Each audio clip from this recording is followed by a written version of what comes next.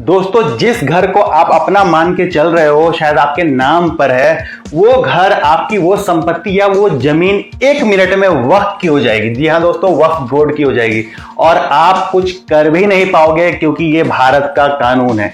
आप सोचोगे दोस्तों ये कैसा कानून है? दोस्तों मैं आपको इस कानून की कुछ धाराएं बताऊंगा वक्फ बोर्ड की। चलिए जरा शुरू करते हैं, टाइम वेस्ट नहीं करते हैं। देखिए दोस्तों, कैसे आपका घर चुटकी में वक्फ बोर्ड का हो सकता है, आपकी संपत्ति, दादा परदादा की जमीन चुटकी में वक्फ बोर्ड की हो सकती है।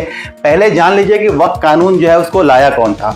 ये जो कानून है दोस्तों, इसको तो अंग्रेज ही लेके आए थे, लेकिन जो अंग्रेजों के समय का कानून था ना, वो बहुत ही कमजोर कानून था। उसमें कुछ कोई ताकत जो थी वक्फ बोर्ड के पास नहीं थी, नाम मात्र का वो कानून था। पर इसके बाद जो है बहुत सारे इस कानून में संशोधन होते गए, कई संशोधन हुए, 1995 से भी पहले भी कई संशोधन हुए।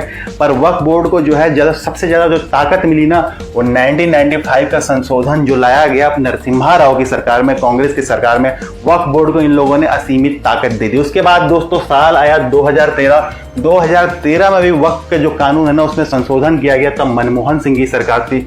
अब तो भैया ये हालात है 2013 के बाद कि वक्फ बोर्ड जो है जिसे चाहे उसे अपनी संपत्ति घोषित कर सकता है। अगर आप अभी कहोगे कि भैया फिर ऐसा कर क्यों नहीं रहे हमारे घर कोई अपना, क्योंकि भैया अभी आबादी तो इनकी 20% हुई है ना, इसीलिए अभी सिर्फ दूर दराज के जंगल की सरकारी जमीनों पे ही ये जो है अपनी संपत्ति घोषित कर रहे हैं। वैसे तमिलनाडु का मामला जो आपने देखा ही है, गाँव को, पूरे गाँव को जो है अपनी संपत्ति घोषित कर दी। जैसे जैसे आबादी बढ़ेगी ना, तो जिस घर में अभी आप रहते हो, जिस जमीन को आप अपना समझते हो, वो आपके पास रहेगी कि नहीं उसके बारे में सोचिएगा। मैं चलो दोस्तों इस कानून के बारे में ना कुछ धाराएं बताता हूं।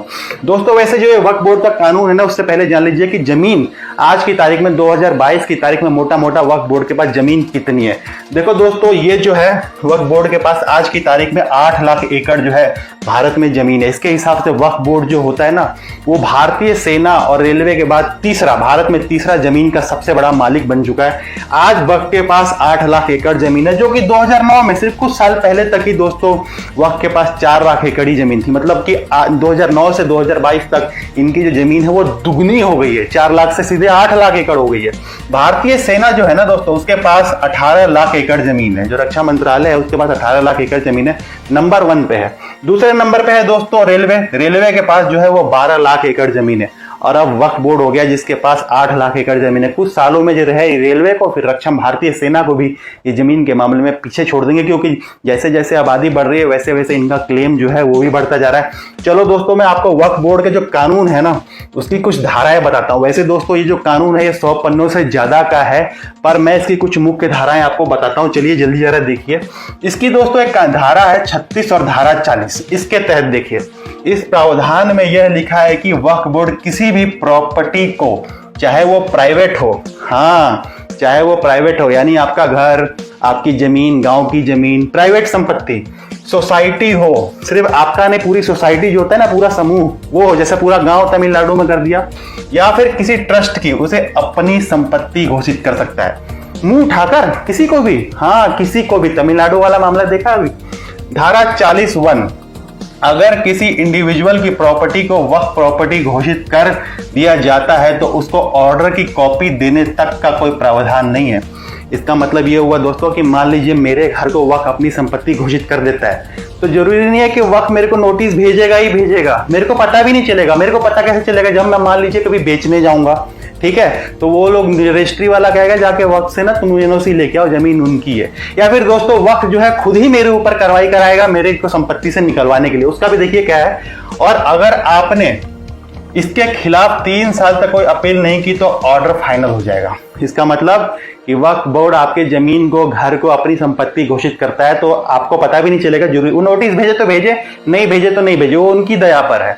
अगर आपने 3 साल तक पता ना चले, 3 साल तक आपने कुछ को इस पर कार्रवाई नहीं की, तो फाइनल हो गया ऑर्डर, आपकी गई संपत्ति। उसके बाद दोस्तों चक्कर काटते रहिए। कहाँ चक्कर काटना है वो सब बताता हूँ। देखो दोस्तों और कुछ धाराएं देखो, सेक्शन 28 और सेक्शन 29, इसमें लिखा है वक्फ बोर्ड का जो ऑर्डर होगा उसका पालन स्टेट मशीनरी और डीएम को करना होगा। अब वक्फ जो है वो अपनी संपत्ति घोषित कर देगा, आपकी संपत्ति को, फिर उससे आपको हटाएगा कौन वहां से? तो पूरा प्रशासन जो है ना, हर जिले में डीएम होता है, पूरा प्रशासन होता है, वो आ जाएगा कि भैया हटो तुम, ये तो वक्फ की संपत्ति है।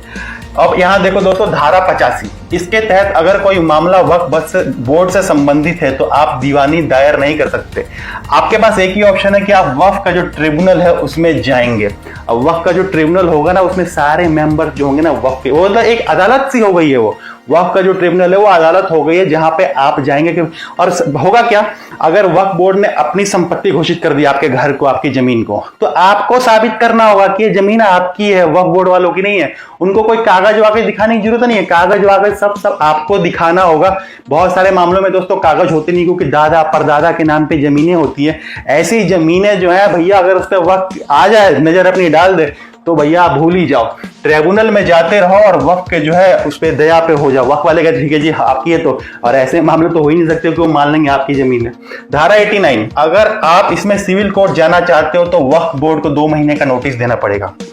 वक्फ बोर्ड आपको नोटिस भेजे, वो भेजे, उससे कोई जरूरत नहीं है। लेकिन अगर आपको वक्फ के खिलाफ कोर्ट में जाना है तो आपको उसे 2 महीने का नोटिस देना पड़ेगा। सारे वो अपनी ताकि तैयारी कर ले।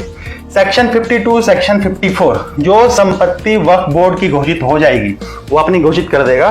उसके बाद वहां जो रह रहा होगा, जैसे घर है आपका जिसमें आप रह रहे हो, तो उसको इनरोचर मान लिया जाएगा। इनरोचर का मतलब इसने तो कब्जा कर रखा है। आपकी संपत्ति को वक्फ बोर्ड ने अपनी संपत्ति घोषित किया तो भैया आप अपने ही संपत्ति में हो जाओगे कि इसने कब्जा कर रखा है। फिर होगा क्या, उसके बाद वक्फ बोर्ड डीएम को जगह खाली कराने का निर्देश देगा। हर जिले का डीएम होता है, प्रशासन होता है। वक्फ बोर्ड बोलेगा कि वो संपत्ति हमारी है, वहां कोई और रह रहा है, जाके उसको खाली कराओ। डीएम और पूरी मशीनरी जो होगी, और इस डीएम को ये आदेश मानने के लिए भैया बाध्य होना पड़ेगा। डीएम कुछ नहीं कर सकता, आपको जो है आपके घर से ही, आपके संपत्ति से ही निकाल दिया जाएगा। तो ये कुछ प्रावधान, वैसे बहुत सारे और प्रावधान भी है, पर ये कुछ प्रावधान है दोस्तों। चलो मैं आपको मोटा मोटा एक समरी बताता हूं इस कानून का क्या है, पूरा पहले इस पे लगा देते हैं। ये है कि वक्फ बोर्ड किसी भी प्रॉपर्टी को, किसी भी कोई भी प्रॉपर्टी हो, सरकारी हो चाहे प्राइवेट, अपनी प्रॉपर्टी घोषित कर सकता है। जिस प्रॉपर्टी को उन्होंने अपनी प्रॉपर्टी घोषित की, तो अब उन लोगों को साबित करना होगा कि नहीं भैया ये वक्फ की नहीं है, हमारी प्रॉपर्टी। मतलब आपको ही दिखाना पड़ेगा कागज पत्तर आपको दिखाना पड़ेगा। तो वक्फ ट्रिब्यूनल के सामने जाइए, ठीक है। वक्फ ट्रिब्यूनल आपकी बात क्यों सुनेगा, वो तो वक्फ ही है। अगर आपको कोर्ट जाना पड़ेगा तो वक्फ के 2 महीने का नोटिस आपको देना पड़ेगा, ताकि वो अपनी सारी तैयारी कर ले। तो ये जो कानून है, इसी कानून का फायदा उठाकर वक्फ की जो संपत्तियां हैं वो 4 लाख एकड़ से 8 लाख एकड़ पहुंच गई है। अभी ये लोग क्या है, दूर दराज की जमीनें, जंगल की जमीनें, वहां एक छोटा सा मजार बना देते हैं और वहां की जमीनों को जो है अपना घोषित कर देते हैं। कुछ समय में जैसे जैसे आबादी बढ़ेगी, जैसे तमिलनाडु का पूरा गांव जो है वो घोषित कर दिया गया। तो ये वक्फ का कानून है जो कि अंग्रेज लेके आए थे, और इस कानून को जो है मनमोहन सिंह और नरसिम्हा राव ने मजबूत बनाया था। अभी भी ये कानून हमारे देश में लागू है और जगह जगह है। तमिलनाडु वाला जैसे एग्जांपल है, मैं बार बार आपको बता रहा हूं क्योंकि गूगल आप कर सकते हो, आपको समझ में आएगा कि 1500 साल पुराना जो है एक मंदिर है उस गांव में, तो उसको भी जो है अपनी संपत्ति इन लोगों ने घोषित कर दिया है।